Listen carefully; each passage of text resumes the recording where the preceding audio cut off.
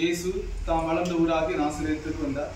தமது வழக்கத்தின்படி ஓய்வு நாளில் தொழில் கூடத்திற்கு சென்று வாசிக்க எழுந்தார். இறைவாக்கினர் ஏசாயாவின் சொல்களோடு அவரிடம் கொடுக்கப்பட்டது. அவர் அதை பிரித்த போது கண்ட பகுதியை இவ்வாறு எழுதியிருந்தது: ஆண்டவருடைய ஆவி என்மேல் உள்ளது, ஏனெனில் அவர் எனக்கு அருள்புரிவு செய்துள்ளார். ஏழைகளுக்கு நற்செய்தி அறிவிக்கவும், சிறைப்பட்டோர் விடுதலை அடைவர், பார்வையற்றோர் பார்வை பெறுவர் என முழக்கமிடவும், ஒடுக்கப்பட்டோரை விடுதலை செய்து அனுப்பவும், ஆண்டவர் அருள் தரும் ஆண்டினை முழக்கமிட்டு அறிவிக்கவும் அவர் என்னை அனுப்பியுள்ளார். பின்னர் ஏட்டை சுருட்டி ஏவலரிடம் கொடுத்து விட்டு அமர்ந்தார். தொழுகை கூடத்தில் இருந்தவர்களின் கண்கள் அனைத்தும் அவரை உற்று நோக்கியிருந்தன. அப்பொழுது அவர்களை நோக்கி, நீங்கள் கேட்ட இந்த மறைவின் வாக்கு இது நிறைவேறிற்று என்றார். அவர் வாயிலிருந்து வந்த அருள்மொழிகளை கேட்டு வியப்புற்று, இவர் யோசேப்பின் மகன் அல்லவா என கூறி எல்லோரும் அவரை பாராட்டினர். ஆண்டவரின் அருள் வாக்கு.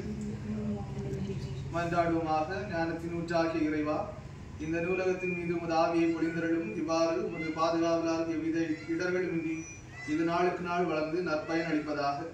இதை பயன்படுத்துவோர் அனைவரும் ஞானத்திலும் அறிவிலும் வளர்ந்து உமது அன்பிலும் முதிர்ச்சி பெறுவார்களாக. எங்கள் ஆண்டவராகிய கிறிஸ்து வழியாக மன்றாடுகின்றோம்.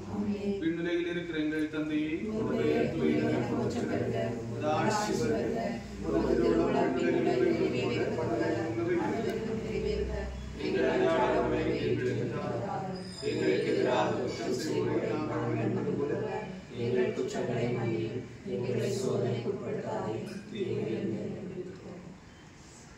ஆண்டவர் உங்களோடு இருப்பாராக. எல்லாம் வல்ல இறைவன் தந்தை, மகன், தூய ஆவியார் உங்கள் அனைவரையும் பாதுகாத்து வழிநடத்தி காப்பாராக.